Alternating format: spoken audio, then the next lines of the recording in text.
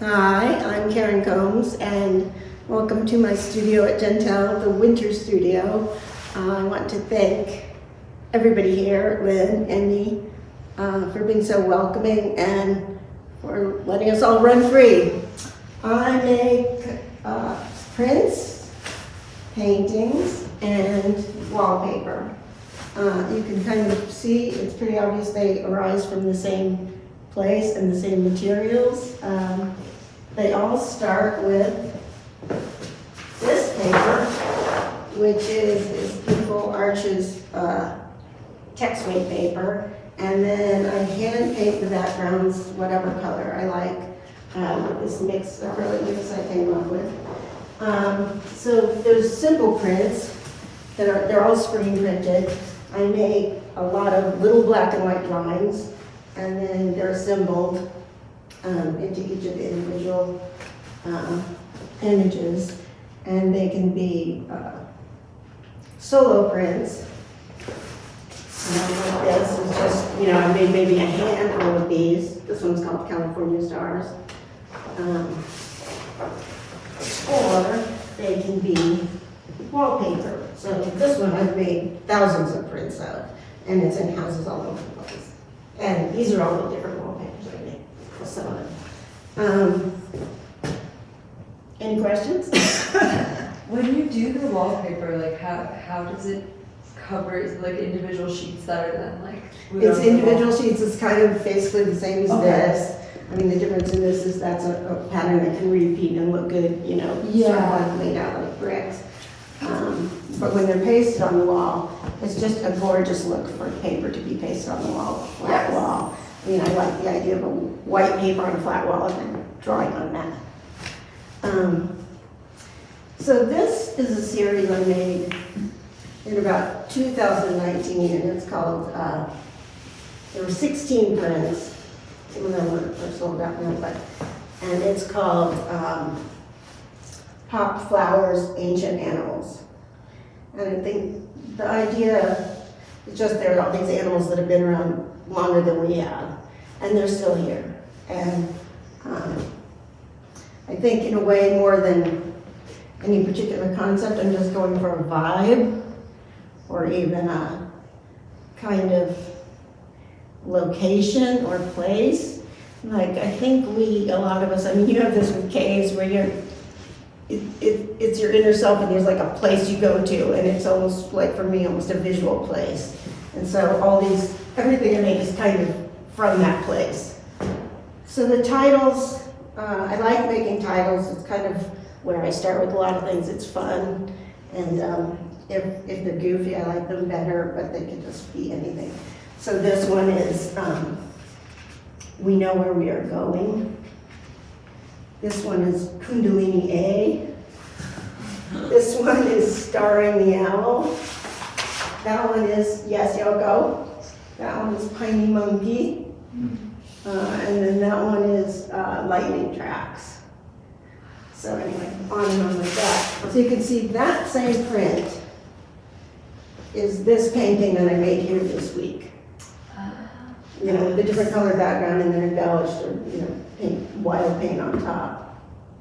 And the ideas, I think the paintings are more like individualized, crystallized ideas. So I was just painting that, finally when I got better after having COVID. And all day long I was thinking, I told Agnes this, all day long I was thinking about this song from the 60s called Four Strong Winds. Anybody know that song? Ian and Sylvia, Johnny Cash. It's just this like folky song. And I think the Four Strong Winds, well, it was the day where it was really one of the days where it was super windy out here, and it was also the hurricane day. So just that was kind of like at the back of my mind. So the name of this is Four Strong Winds.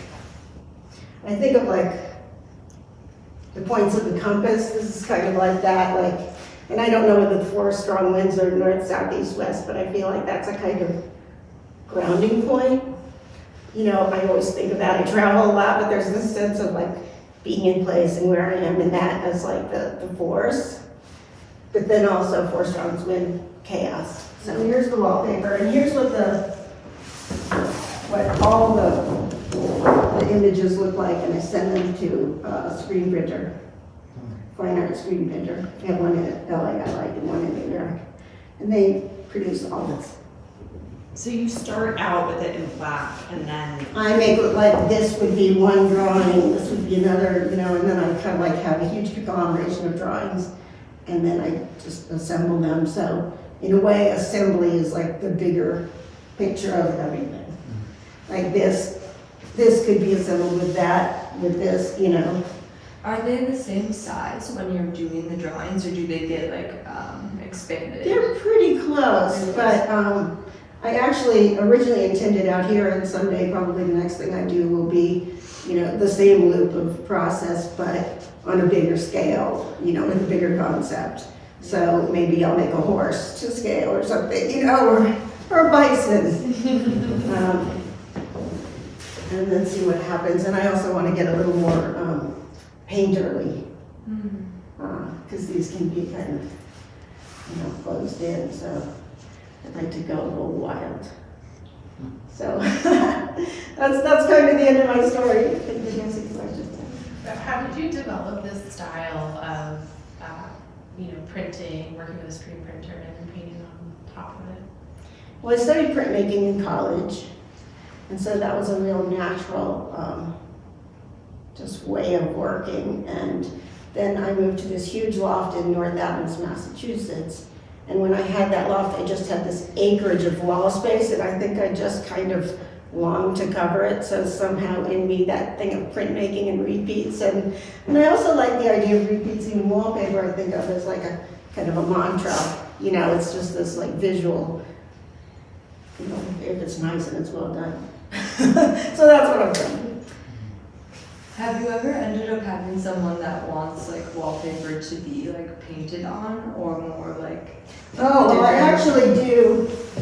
This one, which is kind of my one-hit wonder thing. I had the other stuff, and then I brought this along. Just been fooling around to this trade show in New York, this big design trade show, and it just got a ton of attention and press, and so I didn't even know how to produce it, but anyway, then this has been my bread and butter for like 15 years. It's called Fringe Dot, and it's variations on it. So this gets made into wallpaper? it's wallpaper.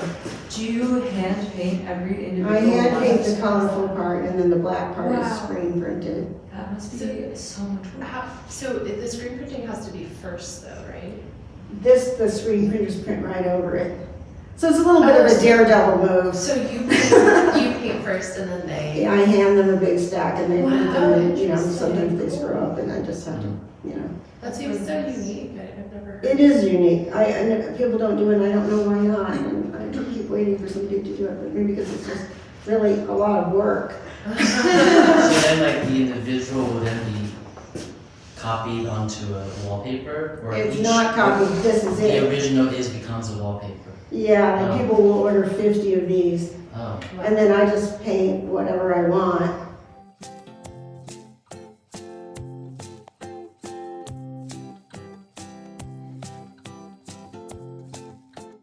Hi, I'm Jen Dwyer. Really grateful for this experience. I'm primarily a ceramic sculptor. I've been doing it for over 20 years. Went to college and grad school for it. But I started painting a handful of years ago when something exploded in the kiln and just kind of wanted a reprieve. But it's really not something I exhibit all that much, or it's something I'm not able to do that frequently, so it feels really special to be here to be able to do exclusively a painting residency. This is the first one I've done. Every other residency has been for ceramic sculpture, so thanks for having me. So hi, I'm Jen Dwyer. I was just saying a little bit that I primarily do ceramic sculpture. That's what I've been practicing my whole life. I grew up in the Bay Area, California, and funk art ceramics is really a part of the cultural landscape. So I got into it at a young age. About 5 years ago, when I was in grad school, I was, finishing this life-size sculpture, and it fell over in the kiln. It was like multiple months of work. It was really devastating, and that's kind of what led me to pick up a paintbrush, just wanting something that was a little bit of a reprieve from this, material that's pretty fragile. So most of my work is still in ceramics. Most of the doublets I have are ceramics. So it feels really special to be here to explore this new medium that I don't have a ton of carved out time in my normal life to play with. This body of work is also pretty different than my ceramic sculptures. Most of them are pretty representational. They're very tight, really meticulous. So this work, I was really trying to challenge myself to kind of let go of control, let go of this perfectionism that I very much feel in my normal sculpture practice. So just to kind of walk you through the process, I've been doing some outdoor plein air sketches here, and then taking those and using those as inspiration for the larger oil paintings. Any questions? That blue is just so fantastic. Thank you. You do base blue. Yeah, I do love blue. I think it's really, I've always had an affinity for water, and I think there's, thinking about this idea of letting go of control. I feel like it's been really nice to do these abstract plein air sketches of the river around us. With these canvases, the whole time you've been painting on them, have they been on the wall? No, they've been horizontal. So this one I did some pouring and then some splattering. So I've really been trying to challenge myself to work horizontally, do some pouring, kind of think outside the box. One of your lines, which are so gorgeous, is that a brush or a pen or? Yeah, so I still feel like I'm kind of learning these new materials. So I was using some oil pastels, but I don't really love how chalky it is. So this started as an oil pastel, and I went over it with oil paint. So I'm interested in the contrast between these very loose brush strokes, this pouring method, and then kind of how that contrasts with this very refined, controlled lines. I think I see the stream.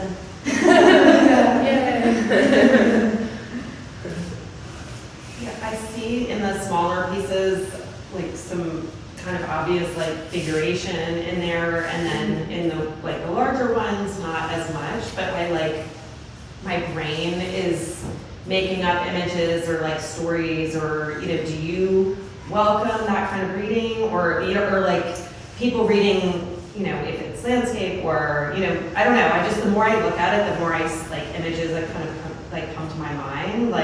Do you want them to be pure abstraction, don't read anything into it, or do you welcome that? No, I definitely welcome that. I think art is for the viewer, so I definitely welcome whatever connection you find in it and associations. I was thinking of the river and the supermoon, and I have my own representational thoughts in it as well. How is this process going for you? I love looking at these. Yeah, it's okay. I think when I go home, I want to experiment with unprimed canvas. Yeah. I think that the soaking is not quite working as well, because I think it would be better if it could have more time to dry. And I love it when it bleeds together. I love the cracking of that one personally. I think it's cool how you can see through to the layers behind it. Really nice. I wonder if it's my ceramics brain that it's cracking. That's good. I love that one too. It's just that shape is awesome. Yeah. And that little one, I think, is so just delicate. I love the mix of the big and the little marks. I am drawn to these kind of compulsive mark making. I feel like I've been thinking about external landscape, internal landscape, and how those can kind of combine. So I feel like the the marks are kind of like, I feel like this like inner turmoil of, you know, the human condition, Yeah. stress, anxiety, whatever. The white space on the paper, I think, really speaks to me. Yeah, I haven't figured out quite how to do that with canvas. I feel like in my head I'm like, oh, it looks unfinished, but yeah, it has been nice with watercolor. That one specifically that you're touching, like I love the white space on that. It feels like so held in this way where it's still like everything's pouring out of each like area, and brush stroke are like pour, but yet it feels like so like holding it. What happens next? What happens next? Yeah, Like with this work? yeah. Well, these, at least this one, I think will go to a show in January. And then I'm doing a smaller, I've been doing like these ceramic frames for my little ones. So I think, and a part of this I like, love that. Mm-hmm. like small Really nice. show next year, so I think I'll do Nice. some frames for those, put them together. I can sort of picture that. Yeah, that'll be I great. like it. Yeah. It'll be heavy, right? Yeah, it's so I've made ceramic frames successfully for like 8 by 10 and smaller, and then I tried making one for a 30 by 40, but it's just like I think you could make it work, but I think the like stress that would go behind of like here's hoping. I don't know if it's worth it, so I think my solution is going to be to order a floating frame and then, you know, make sculptures that adorn it and then adhere those to the floating Yeah. frame, because I think that will, with the weight and everything. And also like ceramics is just such a fickle material, like you never know. It's really hard to calculate the exact shrinkage rate, and I feel like with the frame, like I want it to look precise, and yeah, the frame, I made like a 8-part frame, and it's just like, you know, it's like a little wonky, and it's not quite what I want. So are these paintings what you imagine to be the finished version that we show, or they're not close, or I don't know? So this one is finished. Okay. When I do exhibit, I'll do a white floating frame, and then I'll adorn it with some ceramic sculptures. These two have quite a way to go.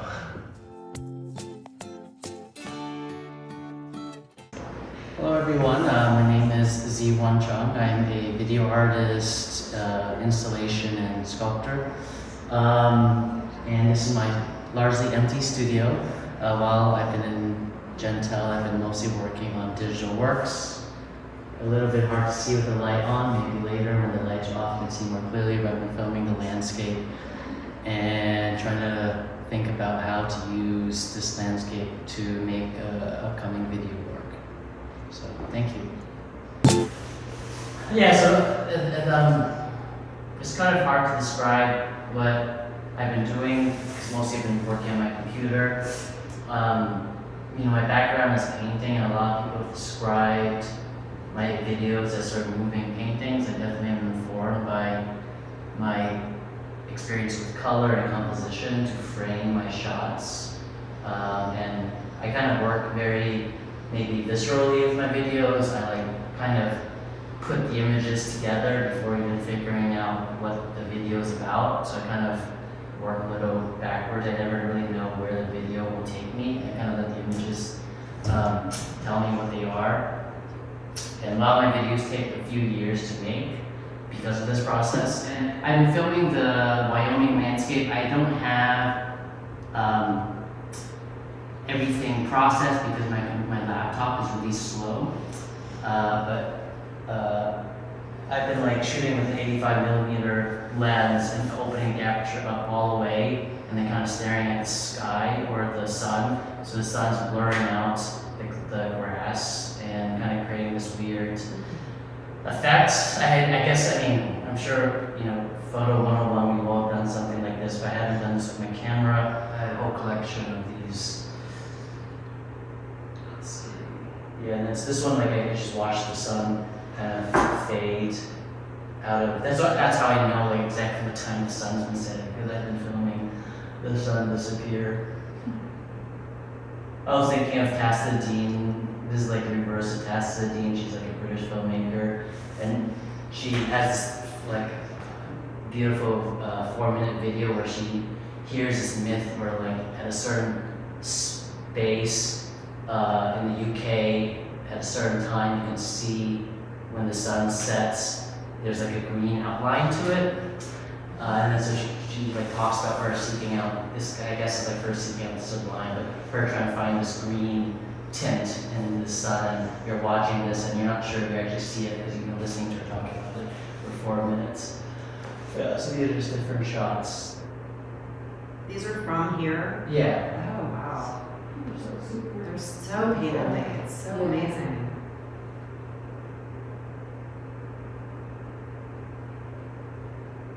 So I only processed like 4 or 5.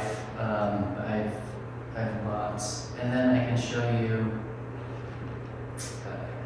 I already feel like, don't take it away, like it's just, Yeah. you know, I'm sleepwalking into it or something. Yeah, and then while I've been here, I've also been like using code to kind of also process my videos. So like this is the river, and I basically wrote a code to break it up into 8 parts, and then randomize it and then put it back together. And then because it's code, I can like give it any number, so I can do it 4 by 8, 8 by 8, 20 by 20, and kind of let it do its thing. This is the bison that we saw. Oh my god. It was like the first one I broke out into parts. So do you film on your phone as well? I have done some videos on my phone, but I've since moved on to other stuff. That was just like a test. Gotcha. Because it's easier to do a test on like a really small, short video. That's why I picked that one. Yeah. And then these are like more complicated tests I've been doing. So this one, I mean, you can do this with some filters and stuff, but you'll see this thing coming down. So this is like taking each 1/24th frame, so each previous frame, and playing it at a delay of like 1/20th of the frame before, right? And then it's sliding down. That's so cool. And again, because I wrote this in code, I can kind of like adjust all these parameters. I could have it like even slower. I could adjust how thin the lines are as they're coming down.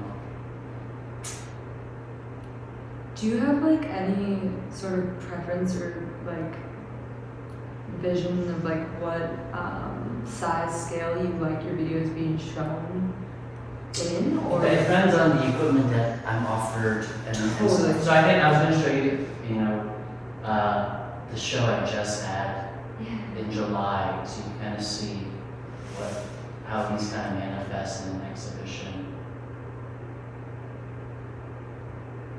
Yeah, so I mean these are like very like painterly The decisions. green dot is just. And then this one I applied it twice. I applied it both vertically and horizontally, so it became sort of diagonal. That's so You crazy. just like see this on such a massive wall where people are like at an event or like doing different things, and this is just like setting the whole tone. Which will make everyone feel calm and kind. Oh my gosh. But do you have an ideal kind of, like I feel like they're so ethereal and tranquil. Is there kind of a vision you have of how your viewers absorb your work? Or? Yeah, I mean, I for the Jentel Presents, I was going to do like a performance presentation, but for the purposes of this, it didn't really fit. But I usually kind of tell stories. So as a painter, I think I struggled with it because I wanted to tell stories, and I mean, I know painting can't tell stories, but I was more interested in sort of a long form storytelling. And then the performance presentation that I do, it is about storytelling. And so for me, like I kind of contextualize these. They're not like these freestanding, like moving paintings, but they're contextualized within some text that I'm thinking about and writing about. And let's see. So So if you're not there, do you record audio of yourself telling the story? Yeah. So What kind of story? well, they change. Sometimes they're about like I did one when I was in Florida about a Florida man story, and I tracked down the location where this same thing was, and so it was like an 11-minute video about like this Florida man story. I don't know if you know about Florida man. So like Florida, I mean, there's one famous Florida man who's trying to run for president, but in Florida, there's a weird law where all police arrests are public domain. So as a newspaper person or journalist, you can call the police right after an arrest and get whatever detail, maybe not everything, but whatever detail of the arrest. And so you have these newspaper headlines of like people getting arrested for all sorts of stuff immediately as like a news thing. And so there's like a Florida man meme where like people like Florida man gets arrested for, and then it's just like the most ridiculous thing. I think in Atlanta, the TV show with Donald Glover, he has an episode of a Florida man story. So the one that I tracked down was Florida man dies from eating too many cockroach in a cockroach eating contest. And so it was like a reptile store that was like whoever ate the most cockroaches would win an exotic snake. And so I went to the store and like kind of filmed all the snakes and kind of like told this weird story and why Florida has this thing. And, yeah. Wow. So it's about like storytelling, active storytelling. I think storytelling connects us to who we are. I think.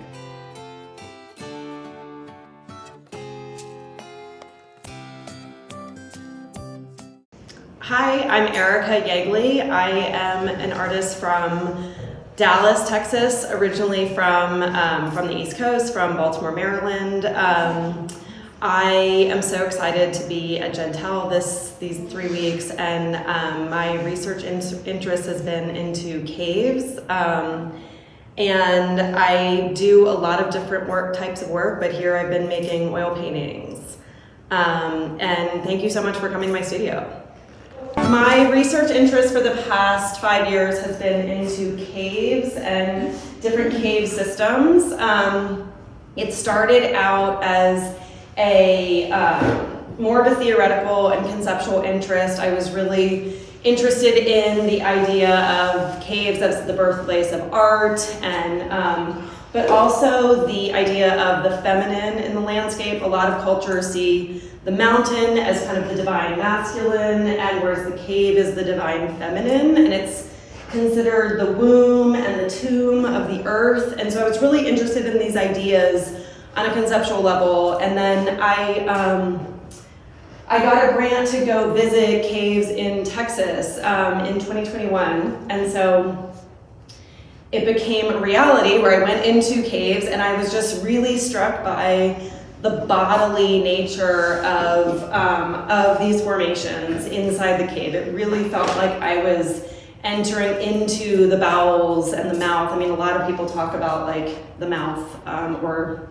different body parts within caves. So, and it gave me this kind of tenderness and feeling of fragility of the earth, of being really inside kind of Mother Earth. And so it just being inside caves really reaffirmed my interest in them and this connection to the body. So before all of that, I had done a lot of landscape painting, but it was kind of in the tradition of the Western male point of view, of a singular human viewpoint over the land, in which we express kind of domination over the land and or romanticize the land. And I really wanted to make landscape paintings kind of turning it inside out and kind of coming from a non-human perspective.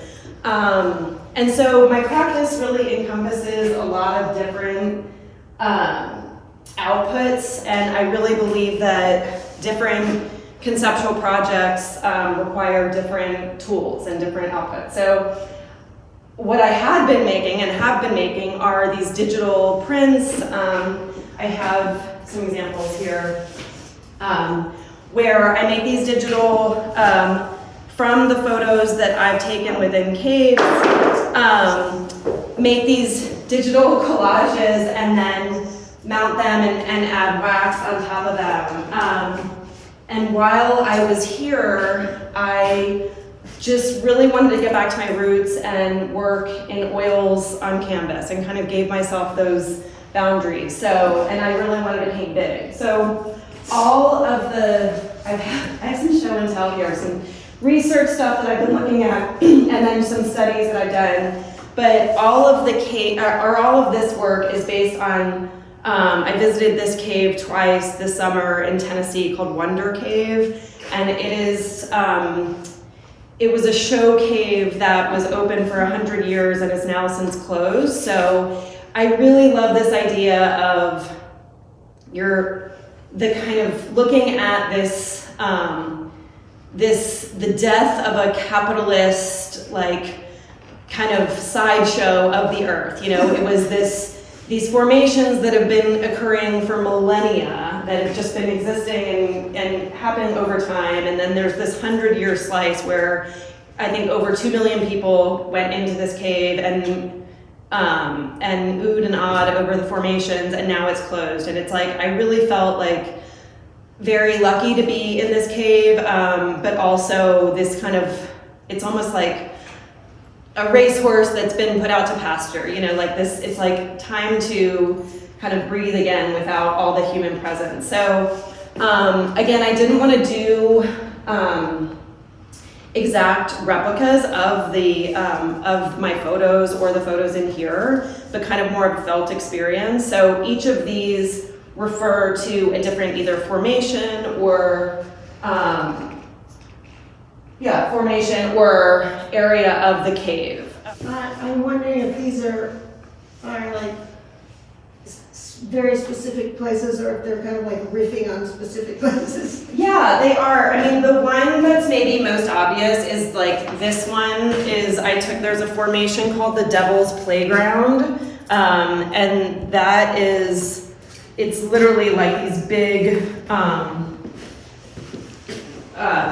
big formations that come down and are reflected in this water. And this was the original way of how you got into the cave. And so I really like this idea of turning our perspective of a regular landscape upside down. Like normally we would look at a mountain ridge or something like that. So to me, it has that a little bit of a weird obscuring, but yeah, each of these refer to, like, these are both from what's called Statuary Hall, and again, I was both working from, I mean, obviously they're not like photographic representations, but I was working from both photos and memory. And then like this one, I don't know if you can see, this little one was kind of from this, which is called Organ Pipes. This one, there's two different names for this one. One is Knight and Lady, and the other one is just the Armored Knight. And so I kind of did two viewpoints of this. And it's very weird. I don't know if you've ever been in a cave, but there's a very weird shift of scale where things are huge and you feel like you're tiny, but also huge at the same time. It's a very bizarre sensation. So I kind of wanted to mimic that in the works. I love what you were talking about, like the divine feminine in the womb, because that's the initial reaction I got with this one specifically, was like it just feels very inviting and safe in a way. Like there's this kind of like friendly, protective element I feel from it. So I Interesting. This one? Yeah, it was nice to hear a little bit more about What your kind of scary safe? concept. Set them both at the same time. Yeah. Which is how I It's games feel. scary. I feel like just like they're even like the darker colors, there's kind of this inviting, like protective feeling I get from them. So. Yeah, thanks. Well, the scary safe I feel like points to the sublime and like, you know, the 19th century interest in nature as both like beautiful, but then also very terrifying. And like there is that element of like, I mean, I think caves, they grow 1 centimeter for 100 years. So you just look you go into a cave and you're like, oh, the earth is laughing at us. You know what I mean? Like we are a blip in this, like you're seeing literally millennia happen in front of you kind of thing. Right, And so I'm sorry. Oh no, go ahead. You know, I feel this way about these. It's like when you go in a cave, there's this sense that you're just out of time. Like you're just somewhere, and these have that. Like you can't, you know, where are they? Where am I? Like what time is it? What millennia is it? Like it could be anything, you know. Good. Yeah, they're very bodily. Yeah. Fleshy.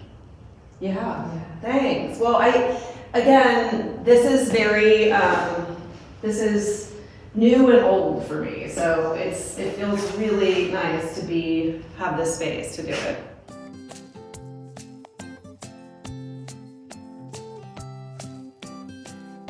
Hello, my name is Agnes Dussault. Welcome to the studio. I am here at Jentel primarily working in poetry, which is a genre that I have had an affinity for, I think, pretty much my whole life. My parents are both writers, mainly personally and like hobby. My mom started me with a journal when I was like 2, and she would ask me what I wanted her to write, and then I would draw with it. And she like had all of the Shel Silverstein books, and so I grew up like very inspired by him. And I feel like that was a really accessible like entry point to poetry. So I also do creative nonfiction essays, and I also do like trash art and other visual art. So I'm often kind of like going between the things to kind of help with my process. And so yeah, here I've been working on poetry, focused on mainly the themes that are just what I'm thinking about a lot of: grief and memory loss, and the meaning of legacy. So thank you. We're here. Okay, so the poems I'm gonna read are like in a variety of process, and while I'm here, this is like my trash sort of collection table, and I kind of bounce between both when I feel like as like a very emotional, sensitive human who's like often writing a lot and like processing through words, it's like also really helpful for me to get out of my body, or to get into my body out of my mind, to like not get too stuck and steeped in the brain and the feelings. So this first one that I'm gonna read, the idea started in 2021, and I wrote it, I believe, like last winter when I was teaching a poetry of grief class that I created. Like I really think I enjoy poetry to be like a conversation, and so most of my poetry, I guess, I want it to feel like something that you could be like with your friends or family. Imaginary conversations. So many have circulated, some still stuck, often somewhere in the sternum, where everything hard seems to land. In this period of deep denial, I lie awake and cycle through the many conversations I've avoided or never had. This time, what I'm trying to think through is how to stop avoiding. I've decided this is part of the problem. In a cabin on the Iron Range of northern Minnesota, I sleep alone in a room with 2 bunk beds. In the room next door are my parents. I'm visiting, and we've decided not to talk about how my dad can't remember where the bathroom is, even though we've been here many times before. We decide not to talk about it because talking about it means admitting that we are opening up the beginning of accepting something that feels entirely unacceptable. You're starting to forget many things. We don't want to talk about this, and there's an added layer of not wanting when it comes to this time where for so many all at once, nothing feels close to easy. Where is the relief? After arriving home for a visit, I started to realize the relief was nothing promised. Up-tossing and turning, these conversations that lose form from so many iterations of spinning around the brain and body. I can imagine a time in the future where I have a new sort of glow, knowing I've learned to start conversations instead of imagining them again and again on many long, sleepless nights. And then these next two poems, also like pretty short. One kind of in different parts of processing or like editing. I really enjoy, it's helpful for me to be like reading poetry, and one of my favorite teachers who I had in college did these like influence assignments where like you would read a poem, write it down in its like original form so many times and help yourself like become sort of like one with the poem as a way to then like understand that process. So I've been reading Billy Collins, and this poem started after reading one of his from Horoscopes for the Dead called The Straightener. And this one is called Organized and Dangerous. I am not one who stays organized. Even when trying, it all seems to come undone and float off in different directions. I admit I used to protest anything or one that tried to express the importance.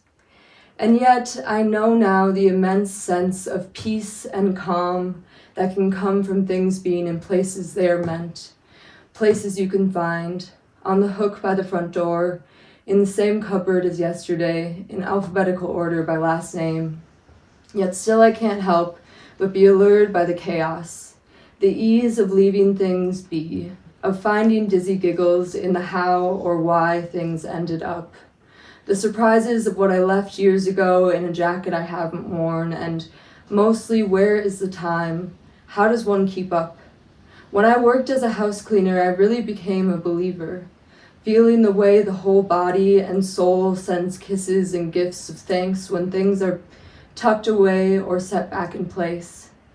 Yet still, years later, I'm very irregular about keeping up, and now it's upon me. This poem, a spell of manifestation as I admit the science must be real. Systems help you in a multitude of ways, including remembering, including a habit of ways that may continue after you stop being able to remember what day or season or the name of your best friend. Which house is yours? I once found a postcard at an art supplies store that read, "If I was organized, I'd be dangerous." I bought 4 copies. I'm not sure where 3 of the copies went, but 1 copy hangs on the wall by my dresser, and come New Year, my one and only encompassing resolution will be just that. And then my third and final poem that I'm going to read, I wrote yesterday morning, so this is like very first draft. And the title of this one, I love like the style sometimes of your title is also just like leading into the first sentence or stanza, so I'll repeat the title twice. I dug this grave alone because there weren't others who were on the clock or had time in their filled clocks this week.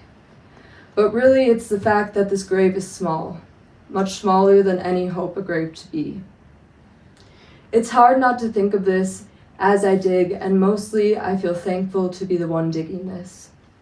I send prayers to people I don't know, but soon will. I wonder, I thank you, I know nothing. And yet it's so comforting how full of an experience that is, to not know. Like the way maybe others around you knew of your impending death, or maybe they had no idea at all. The way we can sometimes know with certainty when someone we love is going to die, and still when it does, the shock hangs heavy and electric for weeks.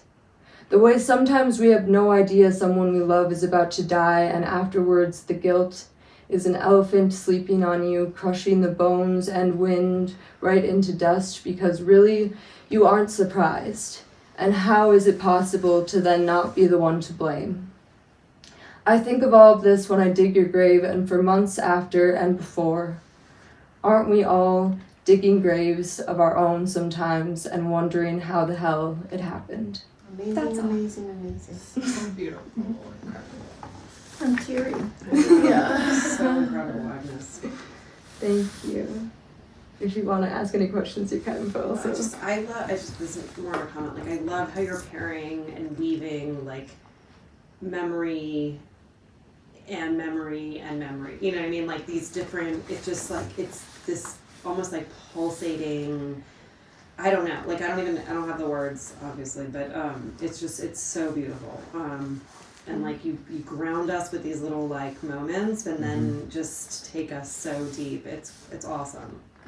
And the simplicity of your words just is really plain words. Yeah. You know, you take us there, yeah. Very far. And I think it's something everyone can relate to. That's my hope. Yeah. I think like Absolutely. poetry gets Absolutely. messy, or not messy, poetry gets like almost cruel. I was talking about this yesterday with some of you. Like I don't like how often kids are introduced to poetry in school by Shakespeare.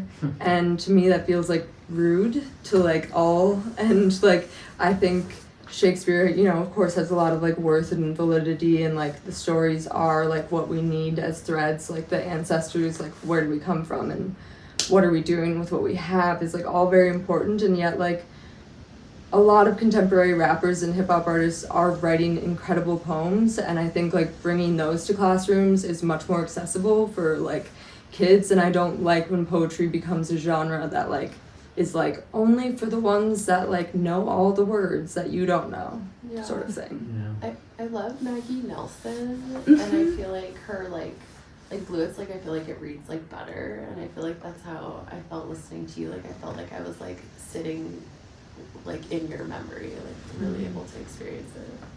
Thank you so much. Well, and it's like what we know just from talking to you. It's like that's the same person. You know, I mean, I feel that's the same person. There's more to it. It's not like here's my poet and here's my regular daytime self. You know. Thank you so much.